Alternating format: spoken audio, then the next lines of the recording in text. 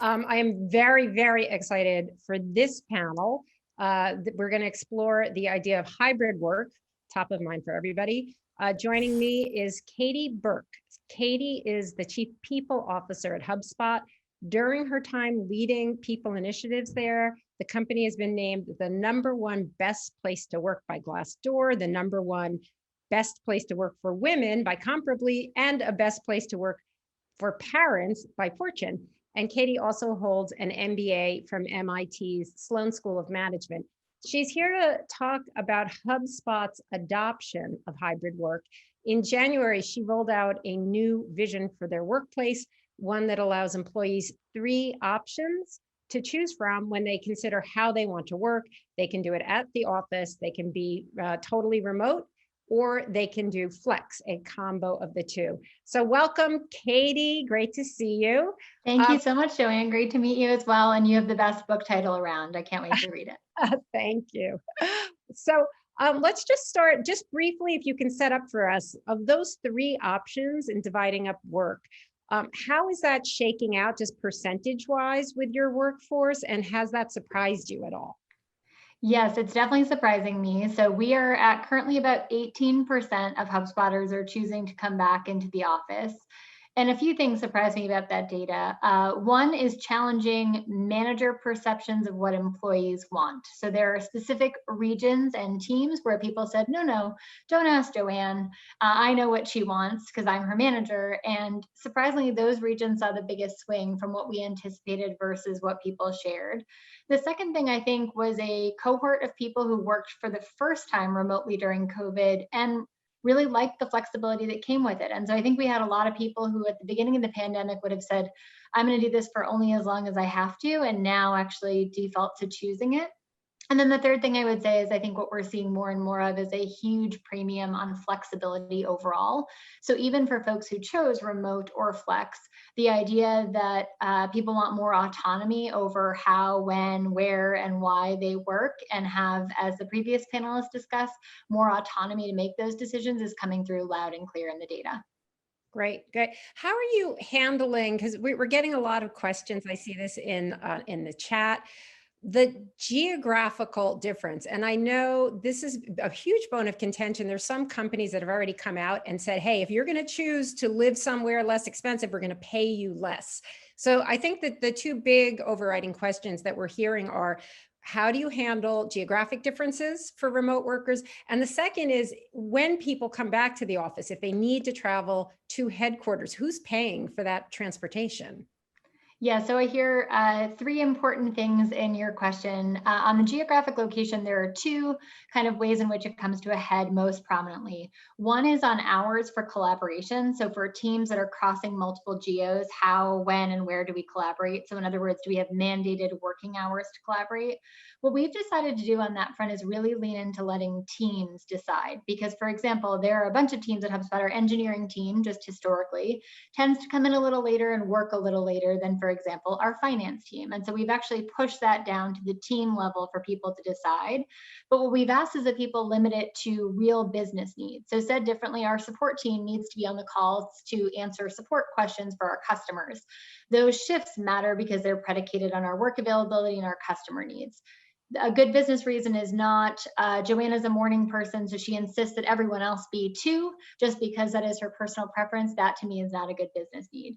You asked about pay. I think anchoring to local pay is something that I think was historically very much seen as a business norm. And I think what you're seeing now is more and more companies moving to national averages to stay competitive. So we have not adjusted salaries because we knew so many people would be anxious about picking the at-home option if we said we would alter or adjust those. What we committed to do is for this year, not touch anyone's salaries. And for next year, we will certainly not be lowering anyone's salaries. What we will probably do is follow the lead of others and move to a more national average so we stay competitive on compensation while being fair and equitable to the folks who choose at home. And then the final question I think that is important to note that you asked is who's paying for travel when they come back? And I think implicit in that question is, do you or should you have to come back? So for example, we have a bunch of employees who have chosen flex or home who are really eager to come back to the office to convene with colleagues. We also have folks who say, I specifically picked working at home so I don't have to go to those rubber chicken dinners and socialize and make polite conversation and small talk. And I think that's particularly important when we talk about folks on the disability spectrum. So folks who choose to work at home and for whom the workforce has become more accessible in the last year or so. And so what we're trying to do is, again, push it to the team level, give people guardrails and guidelines, and then also be transparent that our flex and home employees can visit the office roughly once a quarter, but shouldn't feel like they have to. And we're doing the same thing with our onboarding. If you come to HubSpot for your onboarding, we will pick up the tab for that, but we want to make sure you do that because you want to do that, not because you feel like you have to succeed here. I'm really glad you brought up this point about disabilities, because it brings up not just those with disabilities, but others who have reasons why they want to be remote or need to be remote. And, one of the biggest issues we have seen in this past year has been how devastating the pandemic has been for women, for working mothers, and for single parents. And how difficult it has been to juggle all of these needs. We've lost millions of women from the workforce in the last year. We've seen it disproportionately hit women, people of color. How do you, I understand pushing it down to the team level, but how do you ensure that you still have sort of equality within the teams, or equal opportunity within the teams? I would imagine that managing a hybrid workforce is much, much more difficult and more complicated for like a mid-level manager, for any manager, rather than a purely remote as we've been in the past year. I think you're onto something, Joanne, which is it's certainly more complex, but it's also mission critical. So when we talk about the war or competition for talent, people talk about it kind of in a vacuum, but without talking about exactly, as you said, that we had 3 million women, many of whom are Black and Latinx women, leave the workforce. That's no accident. The workforce was simply not flexible enough to accommodate their needs during a pandemic. And yet, as we talk about the future of work, all of a sudden we go right back to the norms and traditions that we relied upon before.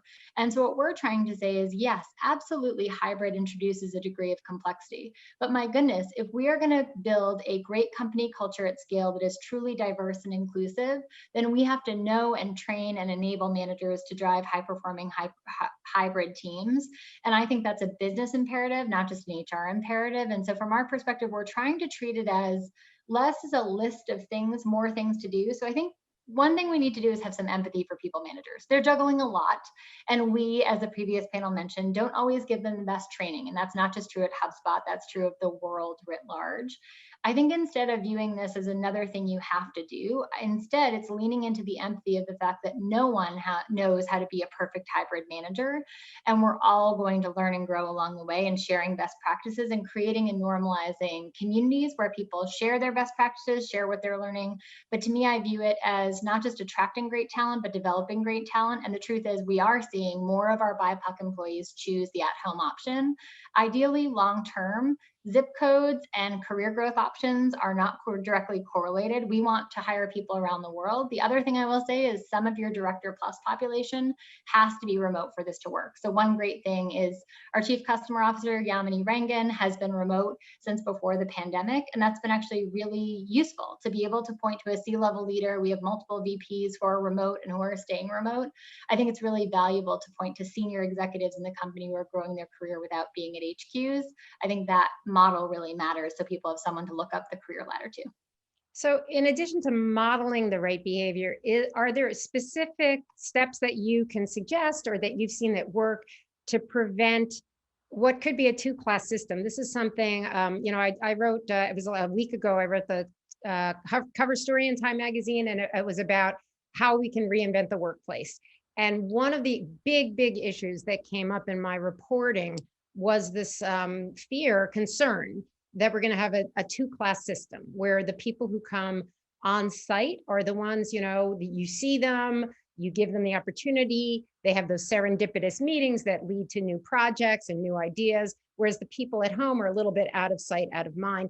And by the way, we've seen this with leaders where, you have people like Jamie Dimon at JP Morgan saying people who want to hustle, they're going to be on site. Like those are the people, if you care, you're going to be here.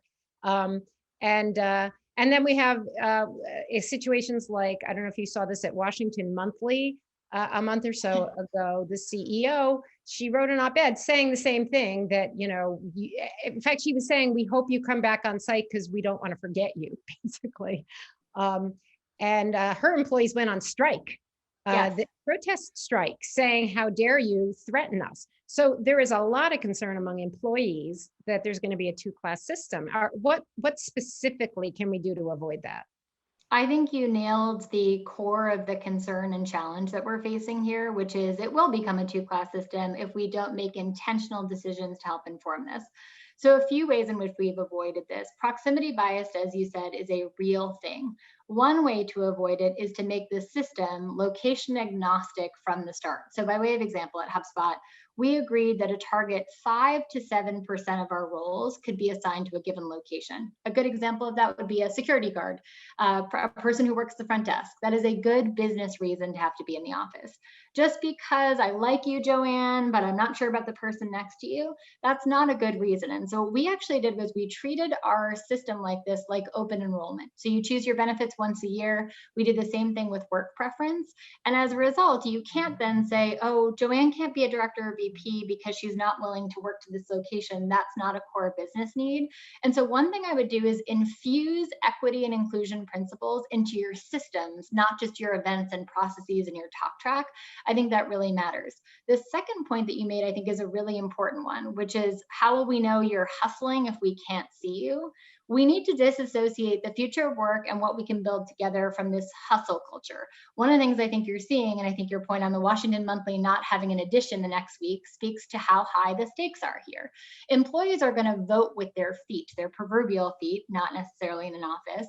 And I think they now have more choices than ever. And so one thing I think and hope is for everyone who sees someone say, I don't know if you're hustling if you're not in the office, I would say, one, I actually don't want you to hustle, crush it, burn yourself out. I want to remove those terms from the lexicon of what it means to be a great worker in the workforce moving forward and a great knowledge worker. And then second, I would say, if I only know you're working because you're in the office and I can see you, there's something fundamentally wrong with how we've built and designed the system. And so we have super high performing all remote teams. We are making a point in our global recognition systems and awards and recognition to highlight both people who are doing great work remotely at scale and also great managers who are leaning in on that front. I think that really matters. But I think you raise a really good point, which is the hustle and burnout culture and the proximity bias are not isolated issues. They're in fact interrelated assumptions that I think belong in the past, not the future. And are there, in addition to the measures you're talking about, one of the really important issues is creating a culture and disseminating that culture. So for hybrid or for remote employees, are there any steps you can recommend that would promote both spreading the culture and also promoting sort of the social ties that are really important to keeping people at the office, or keeping people at their jobs, I should say, not at the office? Yeah, so in preparation for this conversation, one of the things I did was asked a bunch of our remote employees, how did you know we were serious about our commitment to hybrid and remote? And what were the signals you looked for? And they shared a few different things. One is they look through Glassdoor reviews for remote employees specifically, so people from locations outside, to see if those were meaningfully different from people in HQ. And then they look through materials shared by leaders, including, by the way, people outside of HR, for what they said about remote, hybrid, how they were investing. And then they asked every single hiring manager they met with about our commitment on that front. And so I would say, as part of kind of marketing and spreading the word on culture, I would say if you are an organization that is thinking about this, you need to make sure the frustration, concern, anxiety that employees feel about the future of work is very real. And so I would say investing in internal and external communications to make sure people know where you stand is critically important. Then to your question on social, I think all of us are human and want to be understood and feel a connection outside of the work we do to the mission and vision of our company. And so what we've done is invested more in kind of fun, interconnected events. We have a program called HubSpot Mixers that connects you to someone on a different team, and you're able to set up coffee, remote work. The only thing you're not supposed to talk about is work. And we think that things like that are incredibly important so you don't lose the human nature of things overall. I'm curious if you've seen, I just saw a report, I believe yesterday, from Korn Ferry, suggesting that people who work remotely are actually more likely to quit You would think it would be the reverse, but they are suggesting they would be more likely to quit. Have you seen anything like that? I have not seen that as a data point. I think honestly, all of the data that we're seeing is too premature. I do think people's data about this being the year of resignation is a very real fear. I don't know a single people leader who's not thinking about retention as a key priority. I think it's too early for us to tell, candidly, whether it's going to be more folks by default remote or more folks coming into the office. The other thing is, candidly, most people who have been remote the last year, so I'm a little skeptical of the data. Obviously, Korn Ferry knows what they're doing, but I'm a little skeptical of that data on that front and what it actually tells us. I think what we are going to see is more and more people walking with their feet as it relates to future of work options, flexibility, but also what a company stands for more broadly. I think your point on burnout is an important one. One of the things we're hearing more and more from people is, I want to know what your commitments are to recharging. So for example, we are hearing resounding feedback from our employees that they are tired. We have been lucky enough at HubSpot to grow through the pandemic. That comes at a cost. We have a lot of employees juggling a lot. And so we've decided to do the entire week of July 4th off as a week of rest. We communicated out to our customers and our partners last week that we're going to be completely out of commission that week. And as you might imagine, we prepared for a ton of blowback. And what we actually heard from a bunch of our customers and partners is, we want to do business with companies that care about the people who build and support our software. And so I would encourage people to remove short-term decisions on burnout from long-term decisions and investments.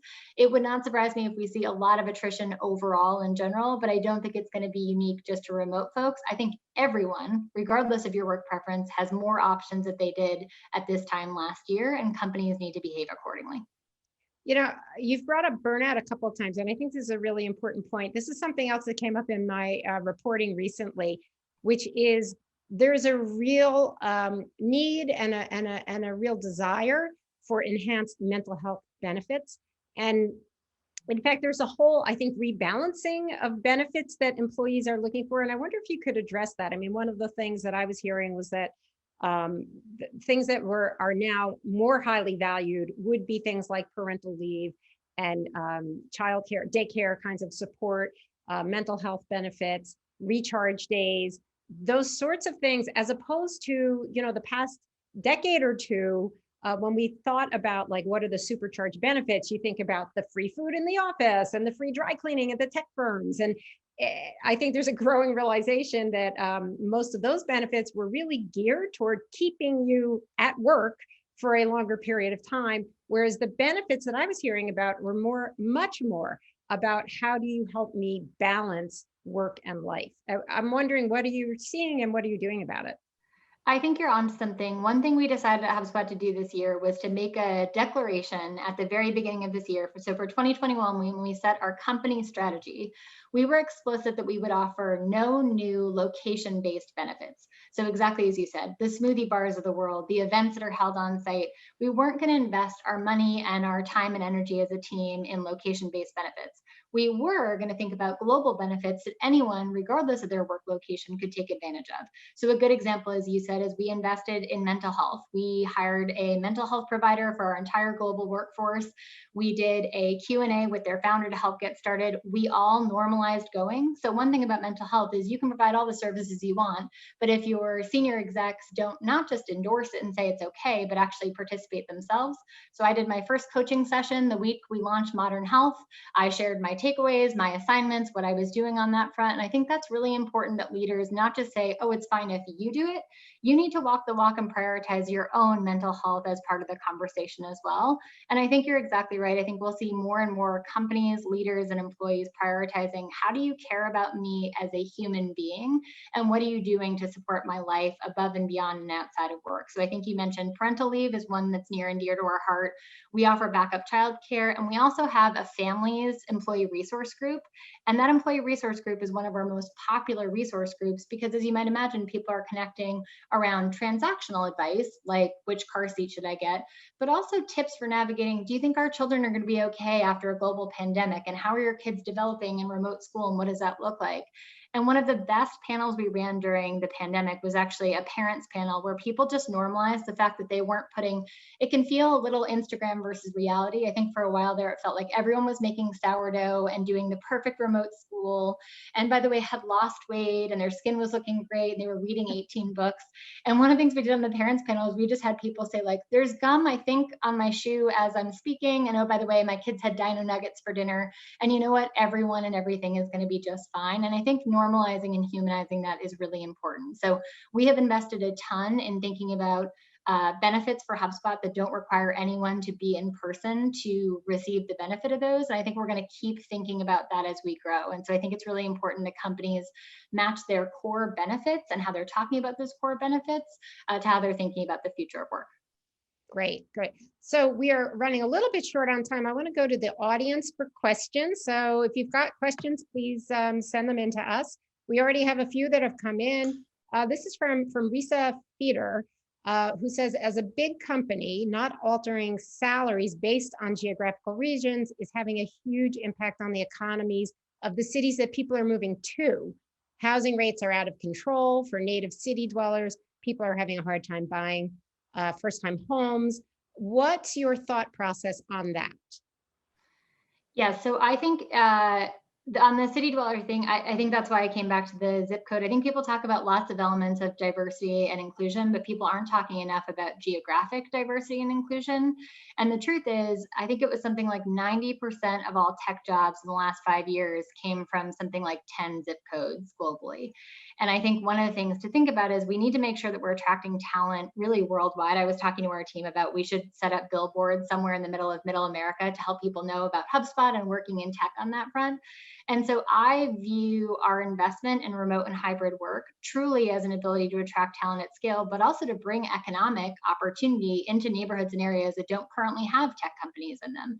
And so I think the opportunity is not just adjusting existing salaries for existing employees who work in tech, but truly opening up the aperture to think about who can possibly work in tech, how can we create compelling offerings, and how can we make sure people are paid fairly and equitably for the work they do across geos, across work classes, but also that people feel welcome in the knowledge economy on this front. And I think we still have some work to do to challenge stereotypes and assumptions to get there. And so I'm super excited about the geographic inclusion side of things, and I don't think it's getting enough attention. So I'm excited to see more of our employees. So a good example is we have a big team in Ireland.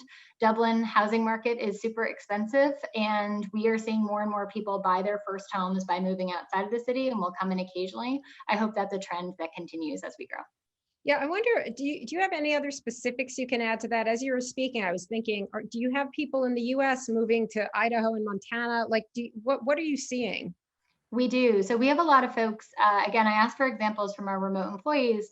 Many of them actually secured a job with us prior to moving. So some of them had to move because of their partner's job or role. So I think one other thing that people don't talk about enough is oftentimes living in dual income, dual partner relationships, even without kids, can be incredibly challenging, especially if your career has to be in a given location. If you, for example, are a doctor and you matched a local medical school, oftentimes that's come at the expense of the other partner having to go, okay, I'll give up my career. I can only work at places where, for example, there's retail locations. One of the things that excites me most is now we're seeing more people say, I have to move for my partner's job and I'm super excited to stick with HubSpot. And so I think that's a super exciting part of the trend. We are absolutely seeing people move to zip codes and towns that I've never heard of.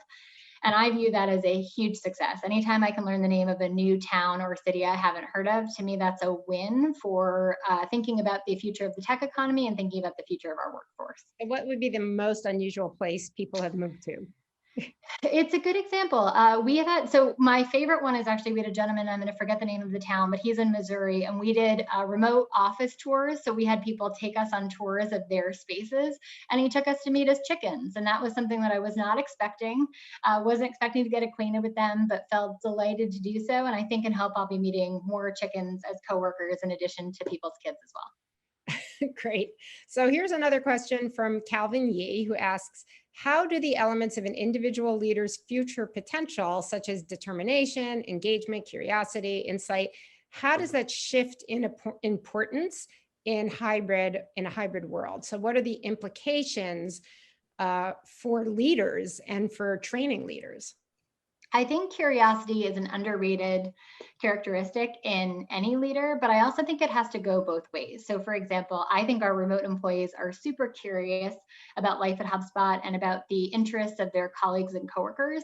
Our managers and leaders have to be the same. So for example, let's say this gentleman was showing me his chickens and I was like, oh, who has time for this? We have revenue numbers to hit. And so I would say that curiosity has to go both ways. I would also say there has to be an assumption of best intent infused. So I would say overall, we commit to great empathy and curiosity, but also an assumption of best intent. So for example, let's say, Joanne, the first time we meet, my camera doesn't work, I don't have my camera on, my internet goes out a few different times. You're going to assume that it's because, hey, we've all been there, we all have technical glitches along the way. And I think that's super important too. And so one of the things we're trying to do is say curiosity is great, so too is compassion. Because the truth is, we've all been in a meeting room where the projector didn't work or where the internet went out or the lights didn't work. This is just a natural progression of that. And so making sure people approach things with empathy and curiosity, I think really matters. You know, one other thought that occurred to me as you were talking about where people are and where they're going and where they're living. How does this change who applies? What is your applicant pool like? Have you seen the change yet? Do you anticipate to see a big change in that because people can work in these various remote ways? Yes, we've seen a fundamental change in our applicant pool. And as I mentioned, I think people talk about their diversity and inclusion strategy for BIPOC and female leaders, and then they talk about their hybrid strategy. We view them as one and the same because the reality is you can attract a much more diverse, and I mean diverse in every way, ability, gender, race, you name it, if you're truly thoughtful and open in how you approach your future work. And so we've been delighted to see meaningful increases in the gender and BIPOC diversity of our applicant base.